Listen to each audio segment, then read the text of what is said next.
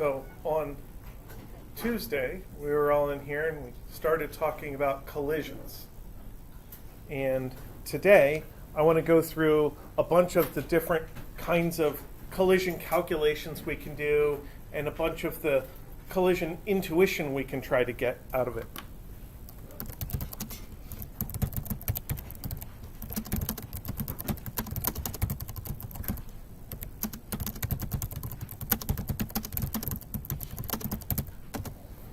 Now, usually, as we've been going through our course, we start out by trying to predict what is going to happen in a given scenario.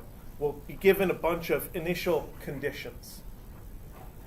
And then we'll have to use the laws of physics in order to determine what some of the final conditions are. So in the case of a collision, we've been working on this example. A 1,500 kilogram car traveling at negative 20 meters per second hits a 2,500 kilogram parked truck. So that's all the initial information. And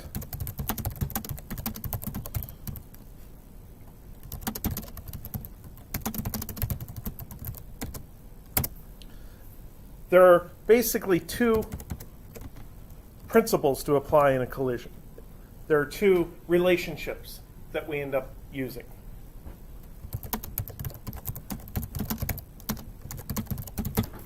One of them is conservation of momentum. We talked about momentum and how momentum is conserved in collisions. Momentum's a nice, easy thing to calculate. It's just mass times velocity. And when two objects exert forces on each other, part of what they're doing is trading momentum with each other.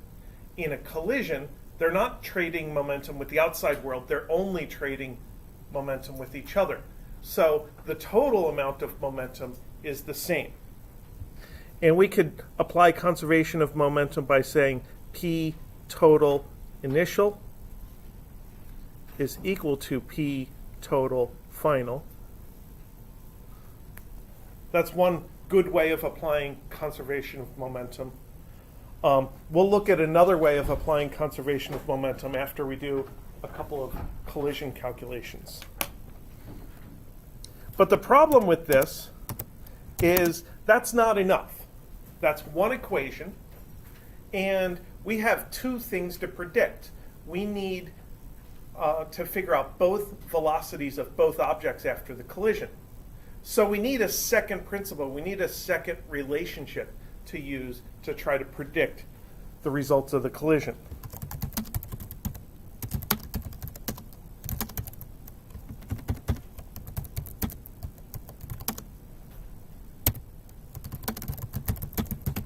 So we need a second additional clue about the final velocities. And we had two examples of additional clues to use.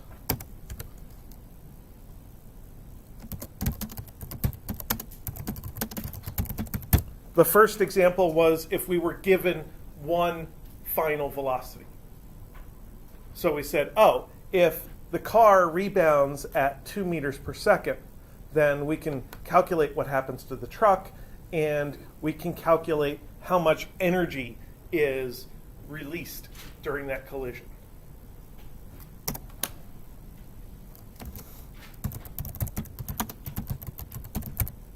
There was a second possible additional clue. This is an alternative, that the collision could be perfectly inelastic.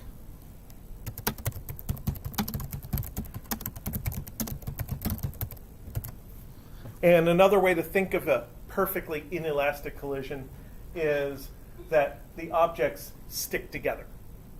So we thought about what would happen if the car was heading into the truck and it hit and they got all tangled up with each other. And we found that they ended up going off in the same direction as the car went with a speed, I think, of 7.5 meters per second. And that's kind of the last thing we did on Tuesday.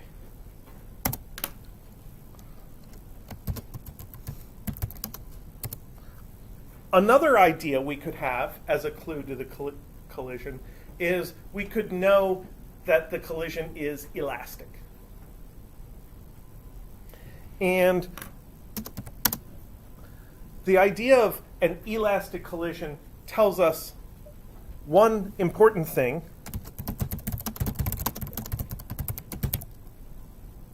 that kinetic energy is conserved. So let's take this statement and go down here.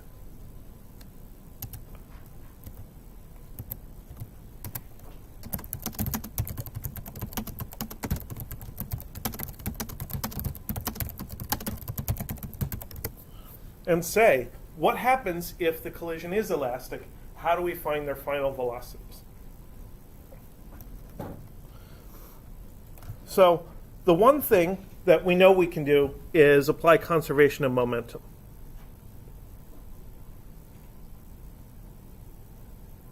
So we can find P total initial is M1V1 initial plus M2V2 initial. All initial values, and that's something I can calculate because I know them all. So this is 1500 times negative 20 plus 0 is negative 30,000 kilogram meters per second. So we did that calculation on Tuesday, and that's the result that we got. And the way we apply that to a collision is we would look at P total final is all the same stuff but with F's instead of I's. M1V1F plus M2V2F. So then we plug in numbers. This is our negative 30,000 equals 1500 V1F plus 2500 V2F. So it's an equation, but it's a single equation with two unknowns in it, and that means we can't really solve for the unknowns using that equation by itself. So that's where the need for this second clue comes about. That equation is true in all three scenarios, whether you're given one of the final velocities, whether you're given the perfectly inelastic fact, or whether you're given the elastic fact. So that's always true. Let's see what we can do with energy. So with energy, our K, E, total initial, is a very similar calculation, but instead of mass times velocity, it's 1/2 mv squared. Kinetic energy is 1/2 mv squared. And all the subscripts are just to make sure I get the right mass and the right velocity together to calculate the right kinetic energy. And then we need the other one also, 1/2 m2v2 initial squared. So this is 1/2 1500 times 20 squared is 300,000 joules. We did that calculation on Tuesday also. So let's look at what that looks like for the final state. For the final state, it's 300,000 equals 1/2 times 1500 times V1 final squared plus 1/2 times 2500 times V2 final squared.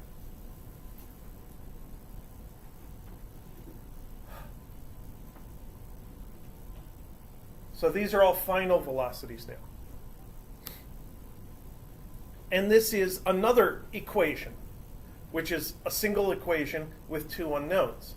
The nice thing is these are two equations that have the exact same unknowns, so that means technically they're solvable. Technically they're solvable, but practically I don't want to. They're not pleasant to solve.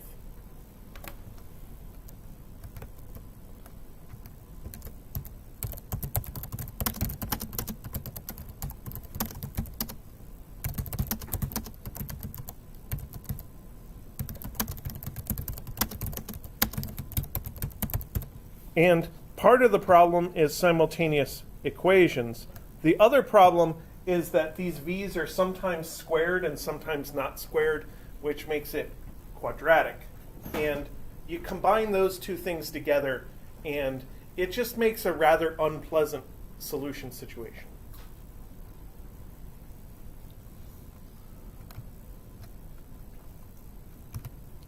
So here's an idea. Maybe there's a different way to do the solution.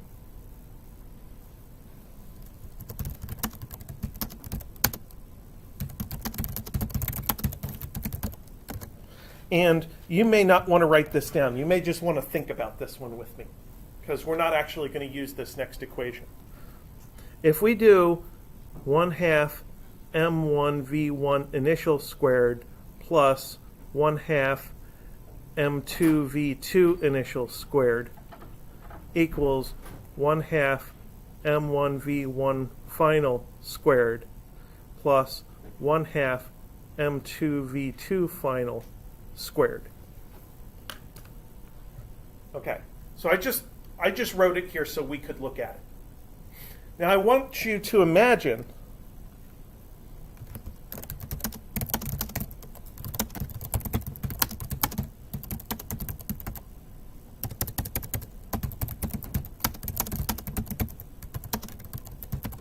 what happens if the final velocities are just negative of the initial velocities.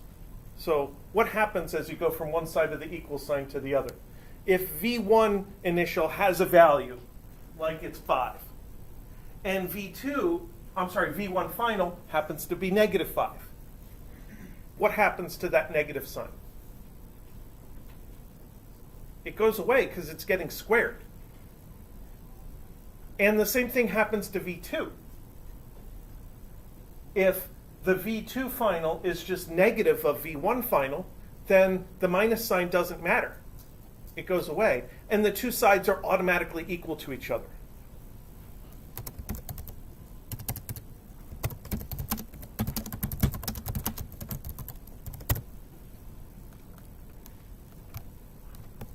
So that's kind of interesting. That gives me a special situation in which I can very easily solve it. All I have to do is know the two initial values, slap some minus signs on them, and magically I have the final values. Kind of interesting.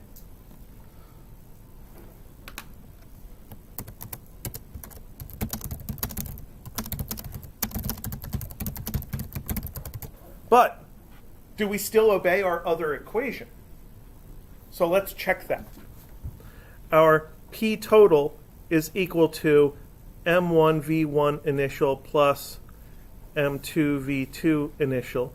And it's also equal to M1V1 final plus M2V2 final. So let's imagine this again. Let's imagine that V1 final is minus V1 initial.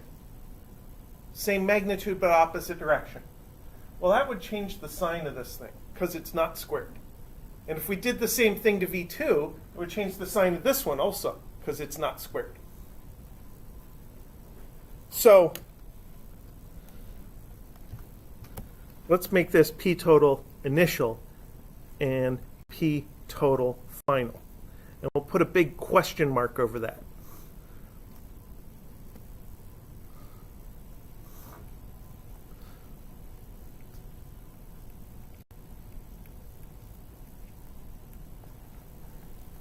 So if all we did was put these minus signs in there, then the final momentum would have to be minus of the initial momentum.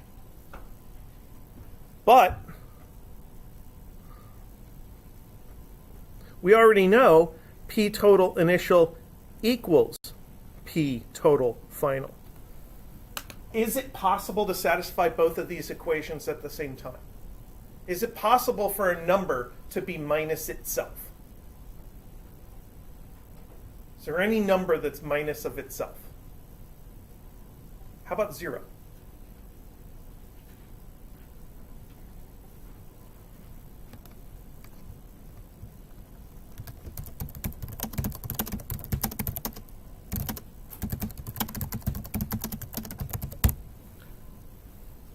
So in this weird special situation we've come up with, if the total momentum of the collision happens to be 0, then the two velocities just reverse themselves. Now in lab this week, you're doing a whole bunch of collisions, and in the last part of the lab, you do a bunch of collisions where you take two carts and shove them right at each other, and they hit each other, and they have equal masses, pretty close, equal velocities, pretty close, and they bounce off each other and go the other way. The total momentum in the last part of the lab turns out to be fairly close to 0. That's exactly this kind of situation. And if the collision, if the total momentum is 0, there's a range of results you could have. The two objects could come together and stick and basically just sit there. They could come together and bounce gently off each other, and that's what happens in your lab. Or they could bounce elastically off each other, and they could bounce back with the exact same speed at which they approached. And that makes a really easy elastic collision to calculate, because once you know an initial velocity, all you have to do is put a minus sign on it and you have your final velocity. Done. Now all we have to do is figure out how to finagle it so every collision acts like that.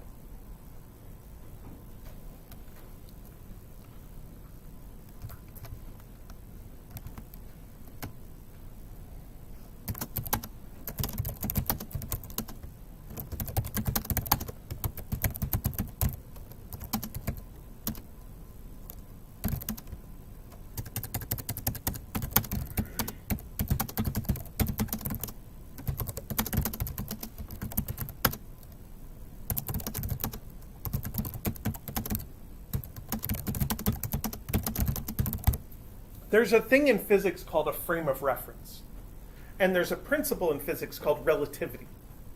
And part of relativity is the idea that you can watch the world and have your own frame of reference, and somebody else can watch the world and have their frame of reference, and you're both watching the same world. The objects do the same things. So I could be in a train moving at constant velocity and watch a collision between a baseball and a bat. And I could measure the velocity of the baseball and the velocity of the bat on my cameras. Like if I had a little ruler at the bottom of the screen, I could measure it on that and measure the velocities. And they would fit the equations of physics just as well as a person who's standing on the ground watching the same thing. I just, in the moving train, have a different frame of reference. Now, you may have heard of the idea of relativity from Einstein's theories of relativity, and he took this idea to an extreme. And in 1904 or 1905, I think, and then again in 1921, he came up with the special theory of relativity and general theory of relativity that are really advanced levels of physics and contribute to black holes and the cool picture of the black hole and how we already knew what it was supposed to look like and stuff like that. For us, it's actually really easy. We don't have to worry about distortion of light by black holes or anything.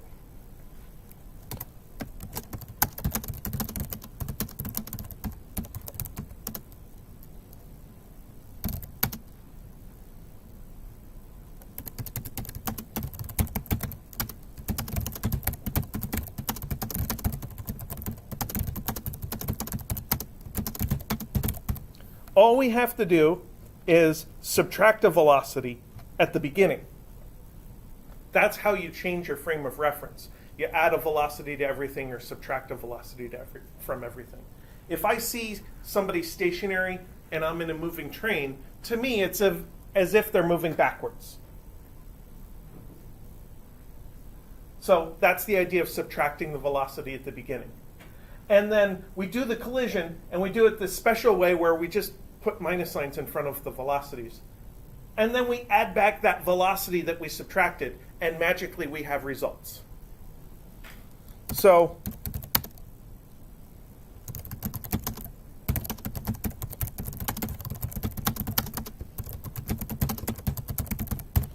the result of subtracting a velocity is called a relative velocity.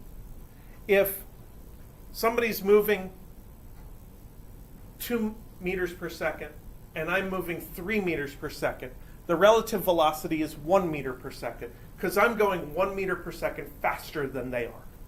That's called my velocity relative to them. And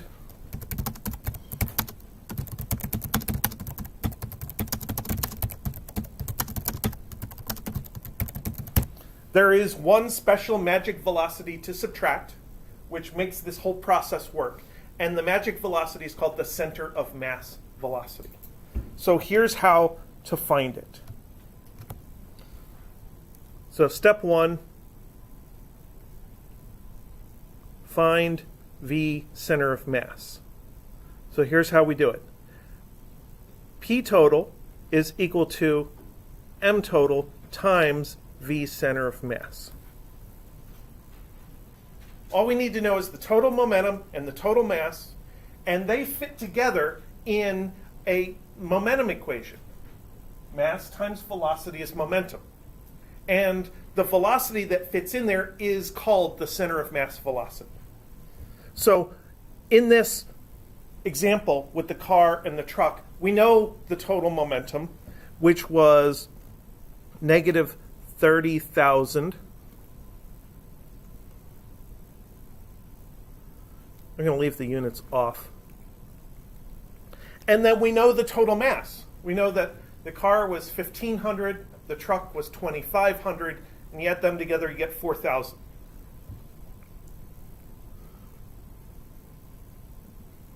And then V center of mass is the thing we're figuring out. And then you just divide both sides by 4,000, and you get negative 7.5 meters per second is V center of mass. So that's step 1. We found this magic center of mass velocity. If you feel like we did this calculation on Tuesday, it's because we did. I'm going to real quick flip back to Tuesday, where we did the perfectly inelastic collision. And in the perfectly inelastic collision, we took our total momentum, the negative 30,000, and said that that is still the total momentum, but now the two objects are merged. They're one object. And they have this common velocity. So we basically had the 4,000 times that common velocity, divide by the 4,000, and you get the negative 7.5. We're doing the exact same calculation now, except the interpretation's a little different. Instead of saying that we're calculating the final velocity if they stick, we're calculating the velocity of the center of mass.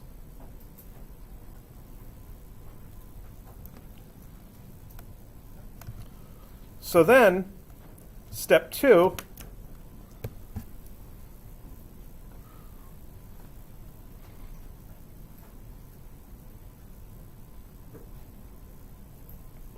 we have to subtract it. You don't like what I'm doing? That's good.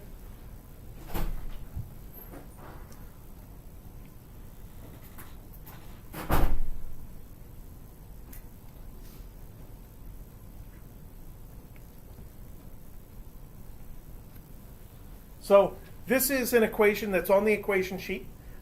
A v prime represents a velocity relative to the center of mass. And the way we define it is it's related to the original regular velocity as measured relative to the ground, and we subtract the center of mass velocity. And the first one I want to do is the first object's initial velocity. So the first object's initial velocity was negative 20, and we have to subtract the center of mass velocity. And the center of mass velocity goes in these parentheses, and it's negative 7.5.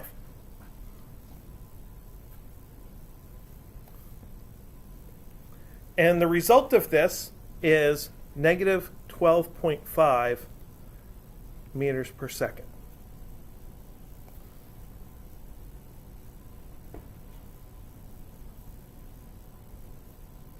So now we can do step 3.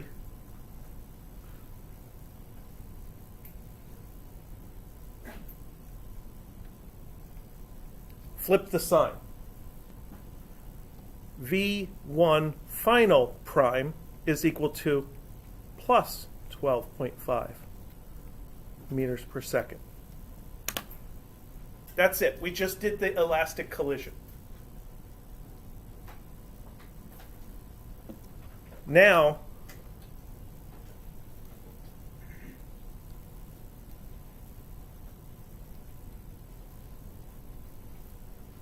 we had subtracted V center of mass before. After we flip the sign, we have to add it back again. So now, V1 final is equal to V1 final prime plus V center of mass. We subtracted it before, now we're adding it to undo this operation that we did.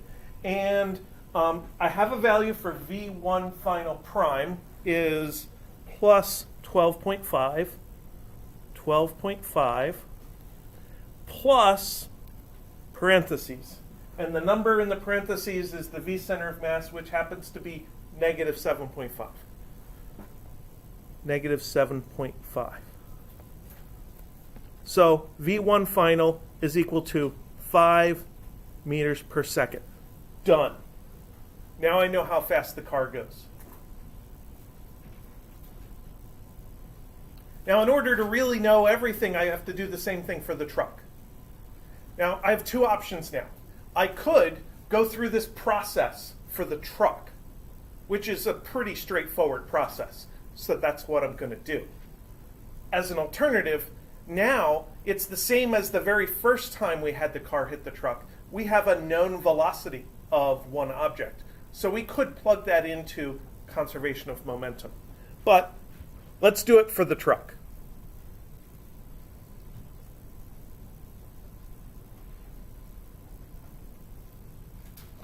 For object 2, V2 initial prime is 0 minus negative 7.5 equals plus 7.5. So even though the truck is stationary, the center of mass is coming toward it. The center of mass is coming toward the left. So it's as if the truck is coming toward the right. So the truck gets this relative velocity. I know it's relative because there's an apostrophe here. And now I can flip the sign. V2 final prime is equal to negative 7.5. Flip the sign, and now I can add it back. Add back the velocity. And V2 final without the prime is negative 7.5 plus negative 7.5 is equal to negative 15 meters per second. So apparently, if the car bounces off the truck in an elastic collision, the car bounces back with 5 meters per second, and the truck gets nudged forward to the left with 15 meters per second. And those are the two answers that we're usually looking for: the final velocity of the car and the final velocity of the truck.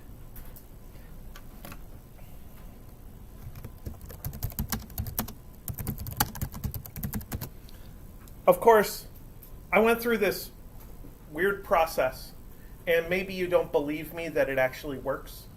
So we should check and make sure that it actually does make the final momentum equal to the initial. So P total final is, M1 is 1500, and the velocity is 5 plus 2500 times negative 15.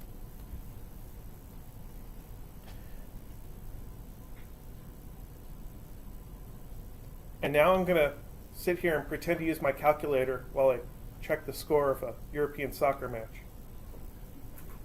And this is negative 30,000 kilogram meters per second. It did conserve momentum. Trust me, it's negative 30,000.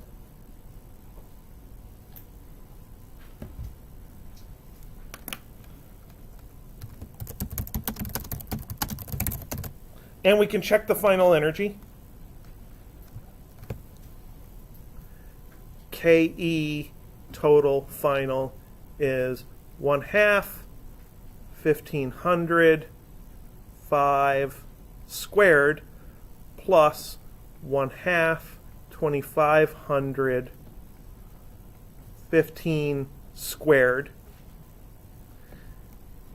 And I want to actually do this because I want you to see how much energy each one gets.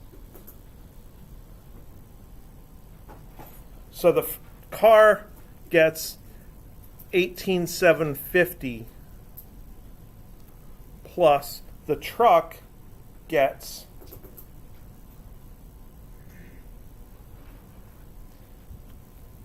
281,250, and the total is 300,000 joules.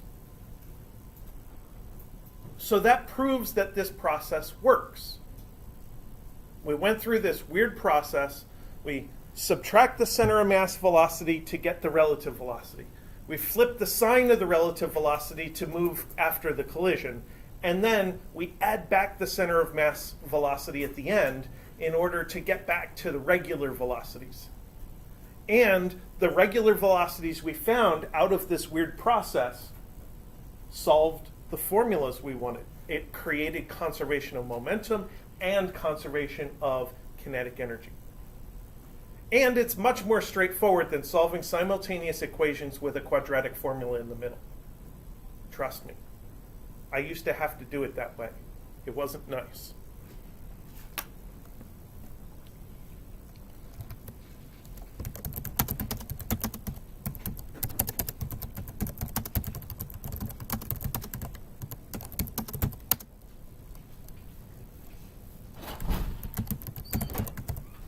And maybe you've seen simulations of objects bouncing against each other.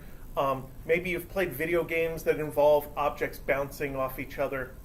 This is how it's done in video games and in applets that are trying to demonstrate physics. Because this process works and it's straightforward. It's something that is step-by-step procedural, which makes it great to tell a computer to do it. The other process where you lay out two equations and then you have to bang your head against the table while you solve simultaneous quadratic equations, that's not something that's easy to tell a computer to do.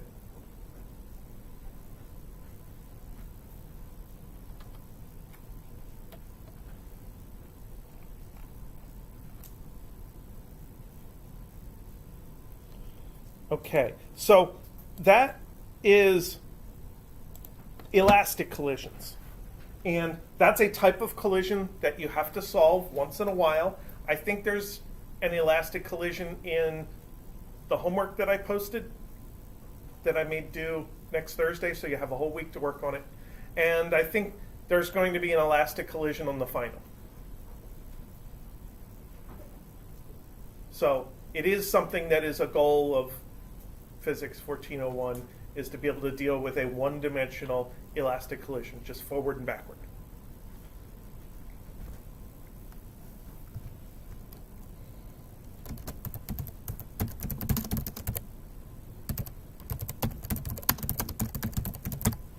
Now, when we talked about conservation of momentum, I did this hand-wavy thing where I said if two particles are exchanging momentum, it means that the total amount of momentum doesn't change.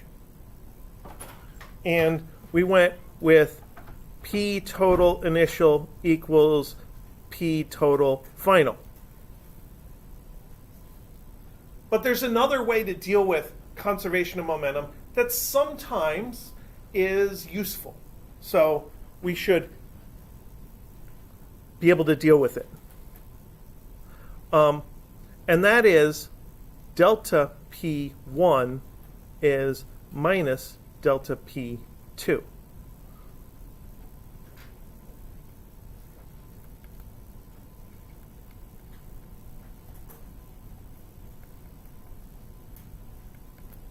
So the basic idea of conservation of momentum is you just make it equal, final and initial. And the alternative idea is instead of thinking of one side of the equation as being initial and the other side being final, let's think of one side of the equation as being object 1 and the other side being object 2. How are the two objects related to each other? And this is the one that comes directly from Newton's third law, that action-reaction idea that if object 1 exerts a force on object 2, then object 2 is pushing back on object 1.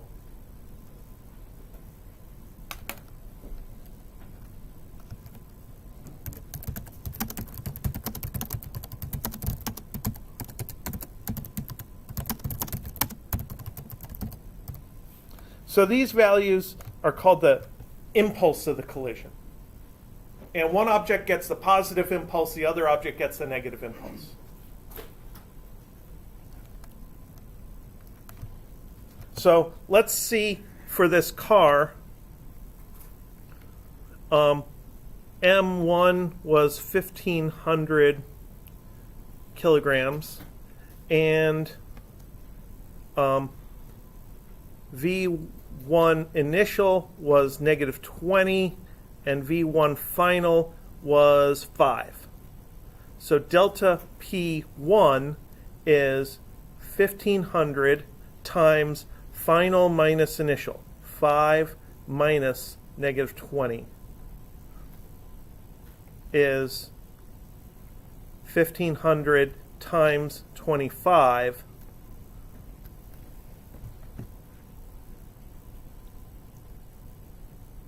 $1,500 times 25 is 37,500.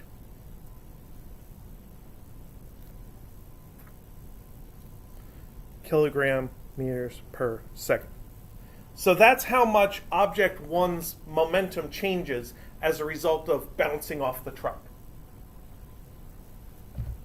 So now we'll do the same thing for the truck, where M2 was 2,500 kilograms, V2 initial was 0, and V2 final was negative 15. So delta P2 is 2,500 times negative 15 minus 0 is negative 37,500.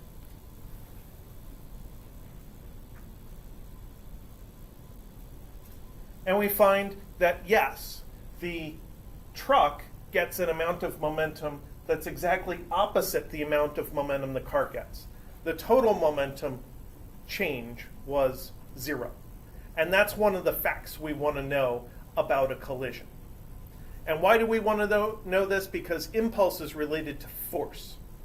If we know the impulse and we know the amount of time, the duration of the collision, then we can estimate the amount of force.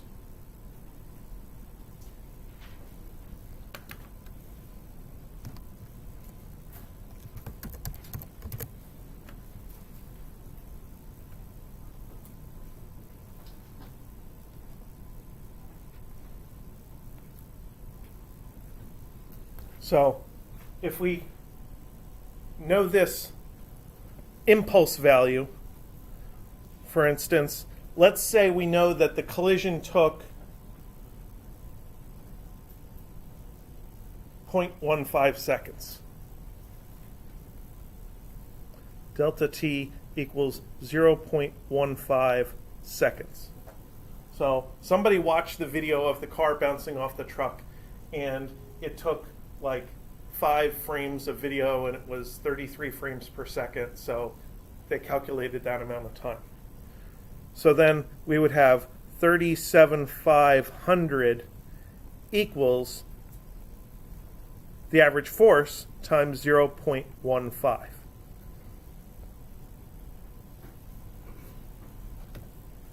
So divide by 0.15, and you get 250,000 newtons.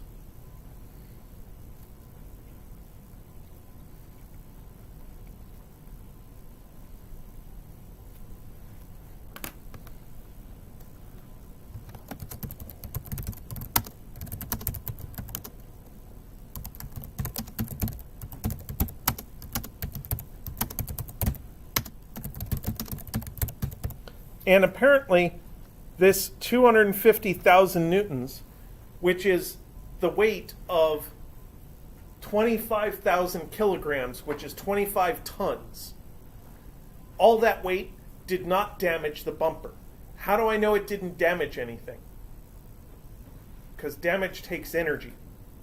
I didn't lose any energy in this collision. I had 300,000 joules before the collision. I had 300,000 joules after the collision. The energy didn't change, so there was no damage, even though there was a gigantic force. So it's kind of an unlikely scenario here. I've created something bogus.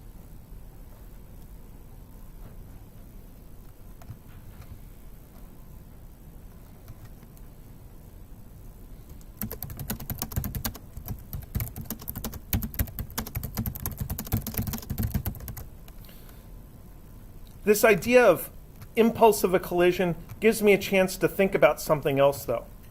What happens if one object is huge compared to the other? So let's look at this. Delta P1 is minus delta P2. This is M1 delta V1, and it's apparently minus M2 delta V2. If momentum is mass times velocity, then the change in momentum can only come from the change in velocity. So the change in momentum is mass times the change in velocity.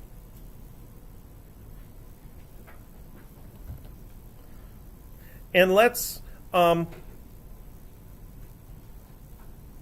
get the masses on one side of the equation, get the velocities on the other side.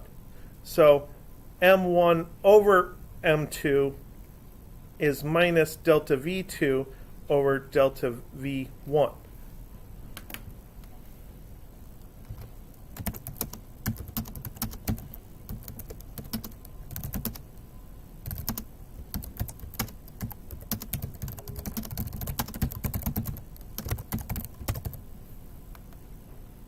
So let's say that M2 is our huge object. So the value of M2 itself, that mass, is gigantic. Maybe it's the Earth, where the value is 10 to the 24th. If M2 is that big, then M1 divided by M2 is practically 0. If that fraction is practically 0, that means delta V2 is also practically 0. And it's basically saying the tiny object can't make the huge object budge. So if you're driving down the road and you splat a bug against the windshield, it's not going to slow your car down. Not unless you hit this giant swarm of mosquitoes where there's so many of them that the mass of the mosquitoes is comparable to the mass of your car, which is possible around here, I think. I feel like it's happened sometimes. Sometimes you can feel like the rain slows down your car if you're driving in it and you hit a very strong rain. I think a lot of that comes from the water on the road also, but some of it maybe comes from the rain.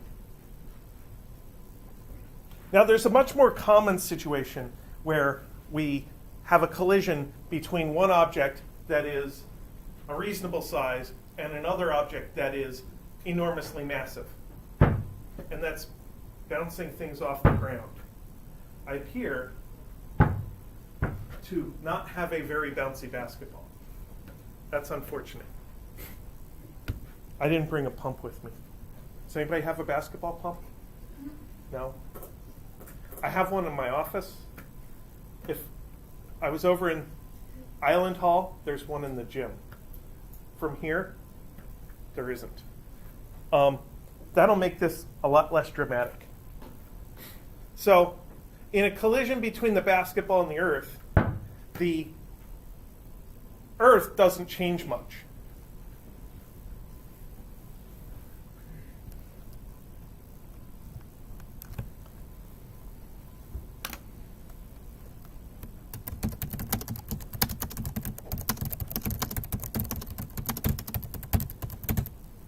And that makes a bounce off the ground really easy to calculate.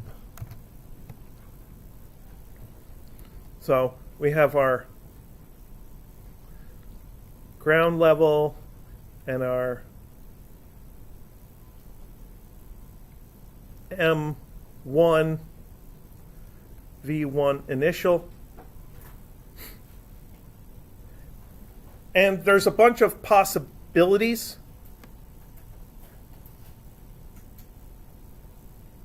Perfectly inelastic. If it's perfectly inelastic, it sticks to the ground, like dropping a lump of mud onto the ground. That means that it now has the same velocity as the ground. So that's V1 final is equal to 0.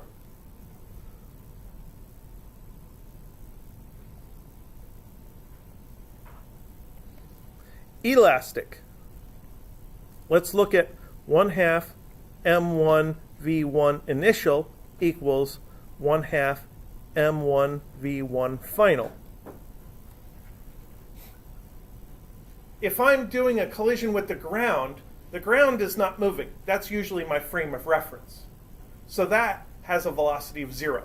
So I don't need to worry about it. All I need to worry about is the kinetic energy of the ball. And then I can cancel out the 1/2s, and I can even cancel out the M1s, and I'm forgetting something, which is why I'm getting weird looks from a few people. Because kinetic energy involves V squared. Yeah. So let's put that in there where it's supposed to be. And that gives us V1 initial squared is V2,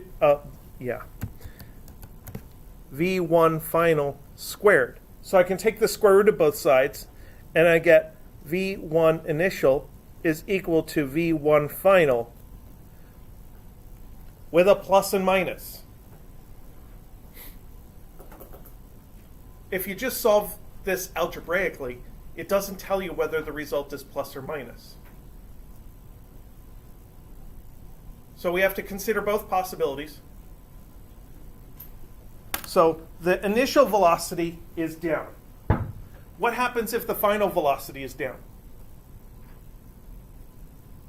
This ball burrows itself into the ground and disappears. Well, we know that's not what happens.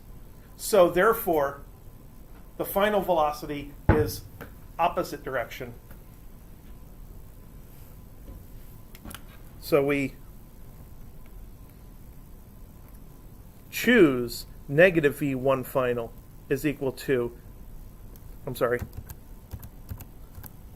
negative V1 initial is equal to V1 final. That's a pretty straightforward answer for an elastic collision off the ground. We didn't have to go through all this malarkey about subtracting away the center of mass velocity and then adding it back again, because if you have one really huge object, it is the center of mass, and it had velocity 0. So in a sense, we did subtract away 0, and then all we have to do is flip the sign. That's what this equation says, flip the sign, and then we get the new upward velocity.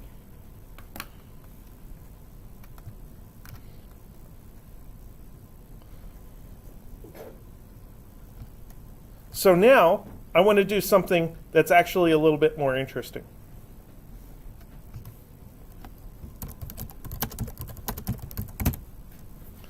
I call this the double ball bounce. There's a couple of YouTube videos called a stacked ball drop.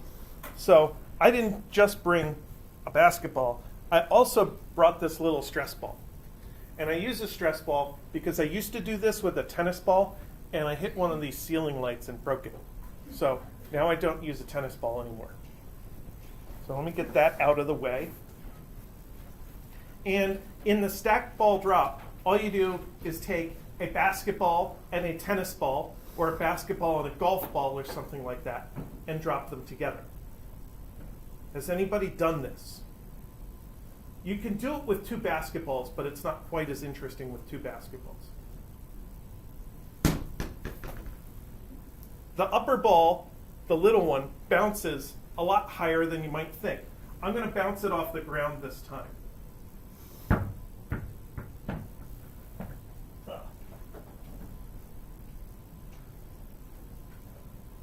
So why do you think that is? Why does the upper ball bounce apparently with a lot of extra energy?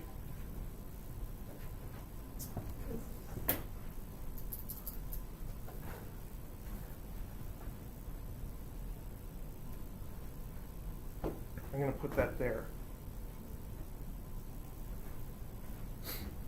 Well, what I'd like to do is show you the 5-minute YouTube video that I think gives the best explanation of this. And I'm hoping it works.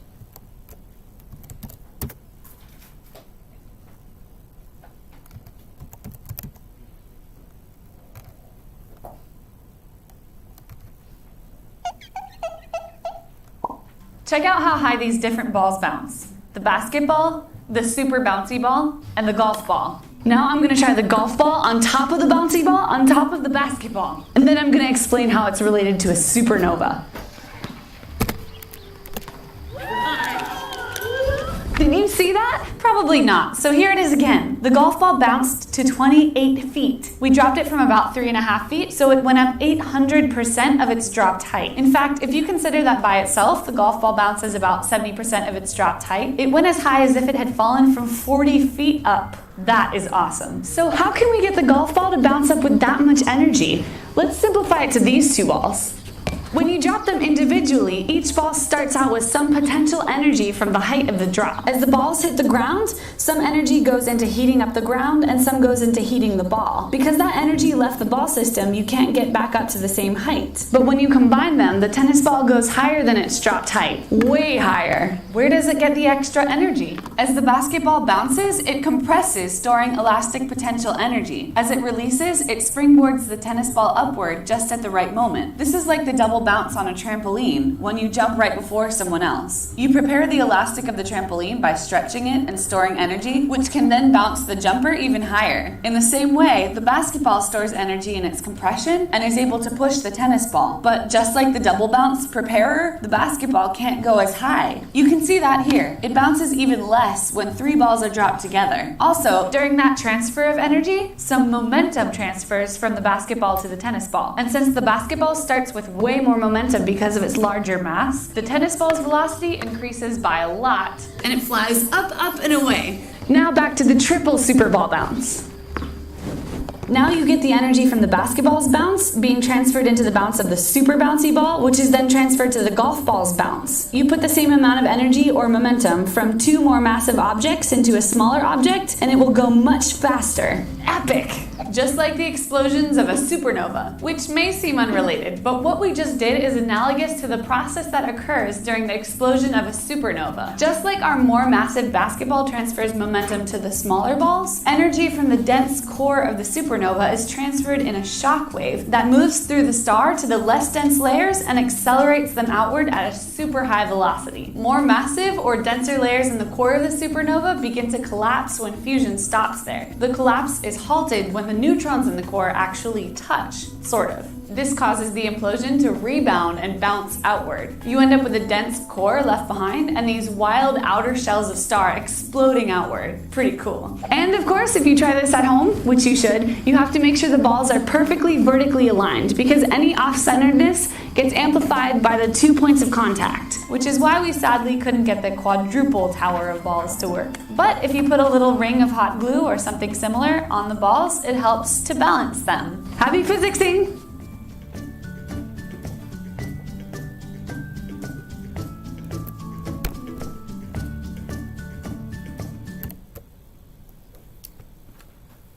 So I've always liked that particular demonstration.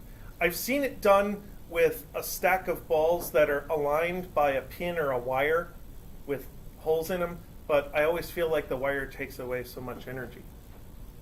So in order to analyze that, because of course if I show you a video we have to do the math behind it. We can't just watch the funny video and leave it at that.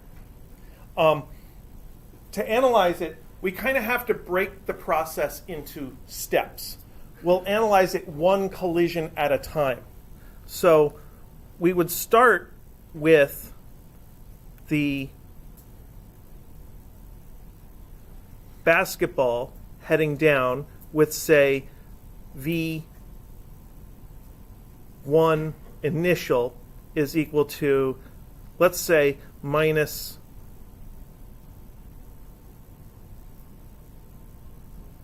-5 meters per second. And the tennis ball is up here, and we'll pretend they're not touching. V2 initial is equal to also -5 meters per second. Because you do drop them together, so they have the same velocity. But what we're going to do is we'll pretend that the basketball bounces off the ground first. So then we have a middle situation where V1 middle is equal to +5 meters per second. And V2 middle is still -5 meters per second. So in our middle situation, the basketball has bounced, but the tennis ball has not bounced yet. It hasn't hit anything yet. So now they're heading right at each other. So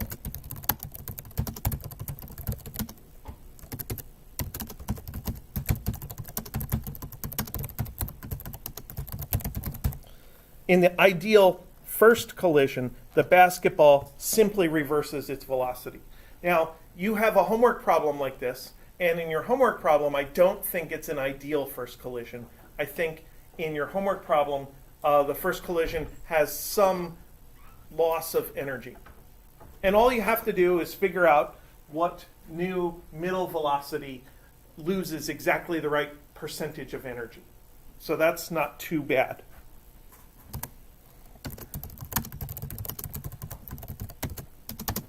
Now I want to do the ideal second collision.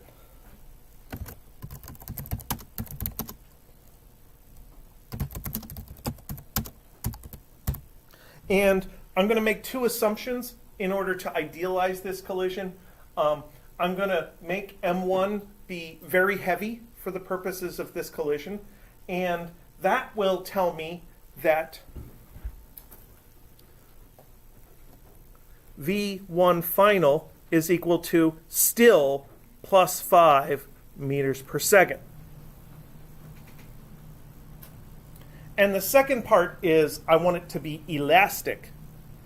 And that's going to tell me that V2 final is something. So how do I actually calculate that V2 final? I have to go through my three-step process that I went through before. Actually, it's a four-step process.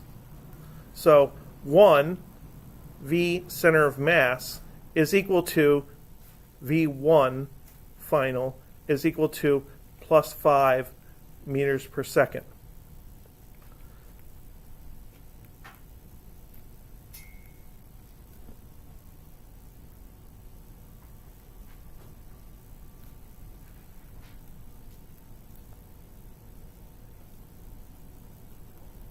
And my justification for that is that M1 is super heavy.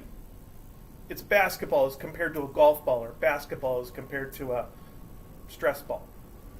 So that basketball is the center of mass. So the velocity of the center of mass is the velocity of the basketball.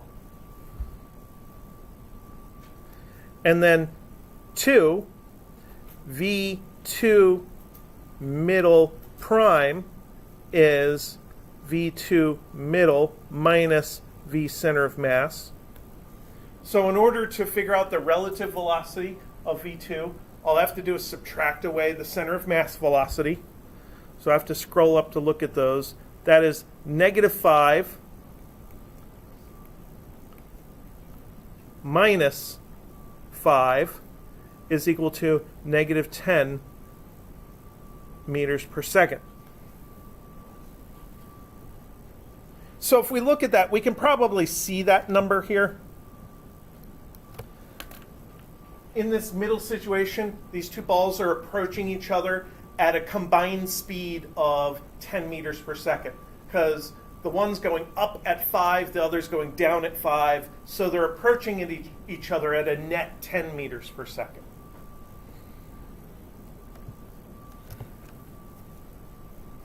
Step 3, we declare V2 final prime is plus 10 meters per second.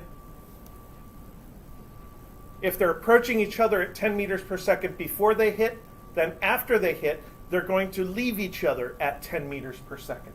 That's what this number is. And then step 4, we add back in the V center of mass. V2 final is equal to V2 final prime, add back in V center of mass, which is 10 plus 5 equals 15 meters per second.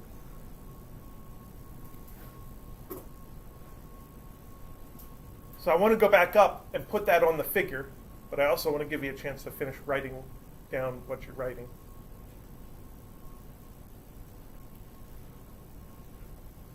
So let's see if this makes sense.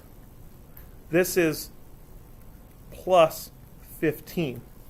So if they were approaching each other at 10 before the collision, now V2 is leaving 10 meters per second faster than this one, which didn't change. So before the collision, V2 was going 10 meters per second more downward. After the collision, V2 is going 10 meters per second more upward. And the net result is, if you actually have a bouncy ball, which I don't, the upper ball can triple its velocity, which I think is neat. Here. Now, in the non-ideal case, you actually have to go through the nitty-gritty of the math. But if you follow the same procedure, you can still come up with an answer, and then you'll know how to calculate the double ball bounce. And that's it. Any questions about what we did today? Cool. Well, you get 10 more minutes to digest or to ask me questions. You guys have a good night and have a fun lab.